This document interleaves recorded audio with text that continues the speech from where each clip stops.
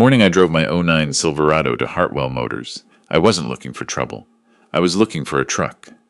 Not for me. I have everything I need. I wanted to buy something reliable for my grandson, Theo, who just turned 19 and was working 2 jobs to save for college. The kid woke up at 5 every morning, took 2 buses to his shift at the lumberyard, then another bus back home. Watching him do that through a Manitoba winter while his father, my son-in-law, drove a leased Audi on the family's line of credit was the kind of thing that kept me up at night. My daughter, Fiona, had married Dale Whitmore 7 years ago. I tried to like him. I really did. He had a firm handshake and a confident way of walking into a room that I suppose impressed her. But I noticed things early on. The way he'd talk over her at dinner. The way he'd laugh at something I said, and then wait a half-second too long, like he was deciding whether to bother. He sold vehicles at Hartwell Motors, one of the bigger dealerships in Winnipeg, and he carried himself the way some salesmen do, like the world owed him something just for showing up dressed well. Fiona worked full-time as a dental hygienist, woke up every morning before 6, picked up Theo and his younger sister, Maya, from their respective schools, and somehow still managed to keep the house running. Dale took the commissions and called himself the provider. I never said anything about it to Fiona, because she's a grown woman, and I raised her to make her own choices. But I watched, and I kept my mouth shut longer than most men would have. The thing about Theo, he's Fiona's son from her first relationship, before Dale. Dale never adopted him, never treated him with much warmth, and over the years it became something nobody talked about directly, but everyone understood. Theo called him by his first name. Dale pretended not to notice. That November, I decided I'd buy Theo a used pickup. Something with under 200,000 kilometers, reliable enough to handle prairie winters, affordable enough that I wouldn't have to dip too deep into my pension. I'm 64, retired from 31 years at Manitoba Hydro, and I'm not a wealthy man by anyone's measure. But I've been careful. I paid off my house in 2019. I don't carry debt. I have savings that are mine to spend however I see fit. I went to Hartwell on a Thursday afternoon, specifically because Dale mentioned at Thanksgiving that Thursdays were slow. I thought maybe I'd catch him in a good mood. Maybe we'd find something on the lot together, and it would be one of those rare moments where things felt normal between us. I parked on the side street, walked in through the main doors. The showroom smelled like new leather and floor wax. There were maybe 3 other customers browsing. A young woman at the reception desk smiled at me, and I nodded. I was wearing my Carhartt jacket, the brown one with the worn-out elbow patches, and my work boots, which are good boots, but they've seen 10 winters. My jeans were clean. My hair was combed. But I am 64 years old, and I look like a man who has worked outdoors most of his life, and I've never once been embarrassed by that. Dale saw me from across the floor. I watched his expression shift, a quick flicker, something he almost managed to hide. He walked over. "Gerald," he said. "Not Dad, never that, just Gerald." "Hey, Dale, I was hoping to look at some used trucks. Theo needs something for the winter." He glanced around. There was a younger salesman nearby talking to a couple examining an SUV. Dale lowered his voice, just slightly. "This isn't really the place for that kind of budget, Gerald. Our pre-owned inventory starts around 22, and honestly most of what we carry is late model. Might be better off at one of the auctions out on Pembina." I said that was fine. I'd still like to look. He sighed, actually sighed, and said, "I'm in the middle of something. Can you give me an hour?" "Sure. I'll look around." I wandered toward the pre-owned section at the back of the showroom. A salesman named Brett, young, maybe 26, with the kind of eager energy that hadn't been worn down yet, came over and introduced himself. I told him what I was after. He was helpful. We walked out to the lot together. He showed me a 2017 F-150 with 183,000 kilometers, asking $24,900, and a 2016 Ram 1500 at $21,500. So I told him the Ram interested me and asked about the service history. We were standing near the indoor showroom window looking at the paperwork Brett had pulled up on his tablet when I heard Dale's voice behind me. "Brett, I've got this one." His tone was flat, not friendly. Brett looked up, uncertain. "Oh, sure, Dale. We were just looking at the Ram. I said I've got it." Dale stepped between us, not quite enough to be physical about it, but enough. Brett walked away, without another word. Dale looked at the tablet, then looked at me. "Gerald, I told you to give me an hour. It's been 40 minutes. I have a client coming in at 2. Okay. Can we just finish looking at the Ram?" He handed me back the tablet and said quietly but clearly, "You know what? This isn't a good time. I've got a serious client coming in, and I need the floor to look a certain way. Maybe come back another day." He paused.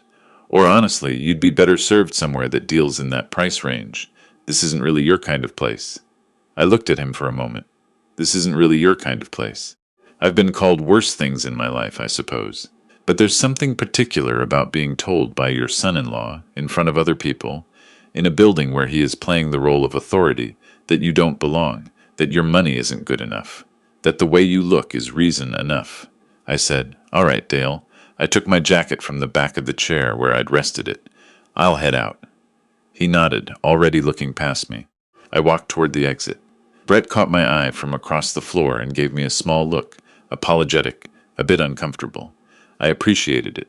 I sat in my Silverado for a few minutes. There was a time, maybe 10 years ago, when I would have gone back in there and made a scene. Said what I thought. My ex-wife, Theo's grandmother, used to tell me my temper was the fastest thing about me, but I had mellowed, I suppose, and something else had happened in the past 18 months that had changed the way I thought about situations like this one.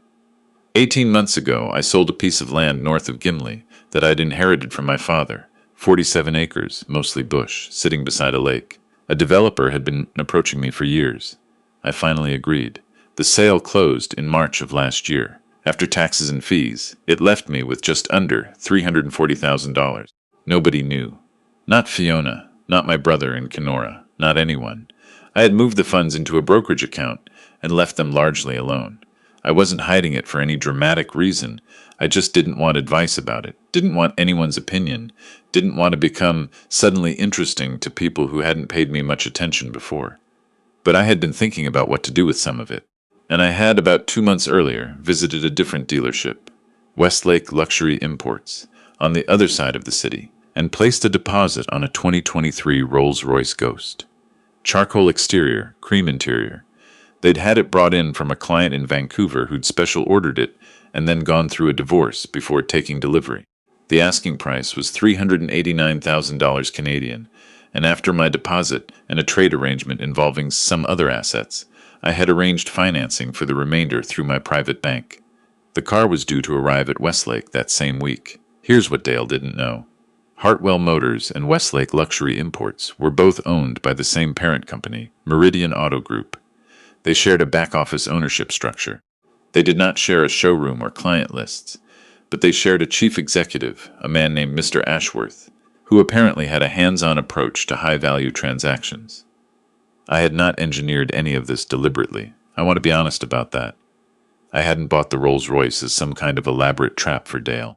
I'd bought it because I could, and because I'd spent 40 years driving sensible vehicles, and I thought, at 64, I was allowed one extravagant decision. But I did know that Mr. Ashworth's office was at Hartwell Motors, and I had been in correspondence with his assistant about the delivery logistics. I drove home, had a bowl of soup, watched the news, went to bed. The next morning, around 11, my phone rang. It was a woman named Karen, assistant to Mr. Ashworth, calling to let me know that the Ghost had cleared customs and arrived at the Westlake facility. She asked if I'd like to arrange pickup or delivery. I said I'd come in, but I mentioned that I had some business at the Hartwell location and asked if Mr. Ashworth happened to be there that afternoon. She checked. He was. She asked if I'd like her to let him know I'd be coming by to sign some remaining transfer paperwork. I said that would be fine. I put on a decent pair of wool trousers, a clean white shirt, my good winter coat, nothing flashy, I'm still me, and I drove back to Hartwell Motors. I walked in and went directly to the reception desk. A different woman this time. I gave her my name and said I had an appointment with Mr. Ashworth. She picked up the phone, made a call, and asked me to wait just a moment. From across the showroom I saw Dale spot me. He was with a couple, clipboard in hand. I watched his jaw tighten slightly. He said something to the couple, held up a finger, and walked over. "Gerald." His voice was careful now. "I thought we sorted this out yesterday. I'm not here about the truck, Dale." "Then what?" A door opened near the back of the showroom, and a man in his early 50s, silver-haired, wearing a charcoal suit that fit him properly, came walking toward us with his hand extended. "Mr. Hadley," he said. "Richard Ashworth. It's good to finally meet you in person." He shook my hand with both of his. I noticed Dale go very still beside me. "Mr. Ashworth," I said, "thanks for making time. Not at all, not at all. Karen mentioned you had some paperwork to finalize before we arranged the transfer, and I wanted to personally thank you. The Ghost is a beautiful vehicle, and we're delighted it's going to someone who appreciates it. He smiled. Your taste is impeccable, if I may say so. Dale said nothing. I could feel him standing there. Mr. Ashworth glanced over at him with a polite but neutral expression. Dale, good. You two know each other? Dale cleared his throat. He's my father-in-law. A pause. Mr. Ashworth looked at me. I didn't say anything, just let the moment settle. Well, Mr. Ashworth said, with a tone I couldn't entirely read, measured, professional, but not without awareness. Then you'll know that Mr. Hadley is a valued client of the group. I hope he's been looked after properly. Another pause. Dale said, Yes, of course. We went to Mr. Ashworth's office, signed the remaining paperwork. He offered coffee, which I accepted. We spoke for about 20 minutes about the vehicle, about the group's expansion plans, about Manitoba winters and how the Ghost handled them. He was a decent man and a good conversationalist. When I came back out, Dale was at his desk. His client from the earlier appointment was gone. He was looking at his screen, but I could tell he wasn't reading it. I walked over. I'm still looking for that truck for Theo, I said. I thought maybe Brett could help me. Dale looked up. His face was difficult to read, somewhere between anger and something that takes longer to name. Gerald, I'm not here to embarrass you. I'm here because your stepson needs a reliable vehicle for winter, and I have the money to buy him one. That's all this ever was. He didn't say anything for a moment. Then, Brett's over by the pre-owned desk. I nodded and walked over. Brett helped me. We spent 40 minutes going through the Ram's history report and a brief test drive. It had 2 owners, regular oil changes, no accidents. The block heater worked. I wrote a check for $21,500, and they said they'd have it cleaned and ready by Monday. Walking out to the parking lot, I passed Dale's desk again. He was on the phone, his back half turned.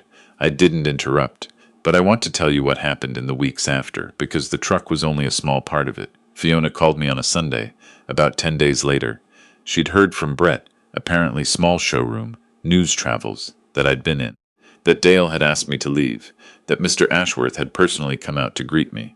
She wasn't calling to yell at Dale. She was calling because she was quiet, in a way I hadn't heard her be quiet before. How long have you had that account, Dad? 18 months, roughly. Why didn't you tell me? Because it wasn't relevant until it was. She was silent for a moment. He told me you came in looking for a handout, that you were going to ask him for a family discount, and he had to manage the situation. I let that sit. Fiona, I said, I have never in my life asked anyone for a handout. You know that. I know, she said. I know that. She came over for dinner the following Saturday, brought Maya. Theo came separately, in the Ram which I had put in his name. He came in looking proud in the way young men do when they're trying not to look proud, and he told me the heat worked great, and the 4WD had already gotten him out of a ditch on the highway. We sat at the kitchen table and ate pot roast, and talked about nothing important for a while. Maya drew a picture of a horse on the back of a cereal box and gave it to me. I put it on the fridge. After the kids were in the other room, Fiona said, He's not the same since. Dale. People change when they realize they've been wrong, I said. Sometimes for better, sometimes just quieter. He said something to me. He said, I think I've been underestimating your father. That's a start. She looked at her coffee cup. I've been underestimating some things too, Dad. Things I didn't want to see. I didn't push her. Fiona has always needed to arrive at her own conclusions on her own schedule. That's not a flaw, it's who she is. I just told her that I loved her and that whatever she decided about her life, I would be there. Not to manage things, not to arrange outcomes. Just there. She nodded. That was enough for that night. The Rolls-Royce arrived at my house on a Wednesday afternoon, transported on a flatbed from the Westlake facility. My neighbor, a retired schoolteacher named Arlene, came out onto her step and stared at it. Gerald, she called over. Is that what I think it is? Afraid so. Have you lost your mind? Maybe a little, I said. She laughed, and I stood in my driveway in Elmwood in front of a Rolls-Royce Ghost that I bought with money nobody knew I had, and I thought about my father, who spent 30 years clearing that land north of Gimli one season at a time, and I thought maybe he would have found this funny. I don't drive it every day. Some weeks I don't drive it at all. But sometimes, on a clear morning when the roads are dry, I take it out along the perimeter, and I think about the different ways a man can be seen. How some people look at the jacket before they look at the face. How a parking lot full of expensive vehicles can make a man feel like he doesn't belong until someone walks out of an office and says his name. I'm not angry at Dale. I want to be clear about that. Anger is expensive, and I've been careful with my resources for a long time. But I do hope he's learned something. I hope he's learned that the man in the worn-out Carhartt and the winter boots might have more going on than what's visible. I hope he's learned that how you treat people in a room where you have authority is exactly who you are. Because his boss saw it, his colleagues saw it, and his wife, my daughter, is still deciding what she thinks about everything she saw. Theo texted me last week, said the Rams started fine at -28, said he'd gotten a raise at the lumber yard, said he was going to apply to the University of Manitoba in the spring for the engineering program. I wrote back, "Good, I'll be there, that's all I ever wanted to be. Not a man with a Rolls Royce, just someone who shows up when it counts, who doesn't make a scene when he doesn't have to, and who lets the truth do its work in its own time. It always does, if you're patient enough to wait for it."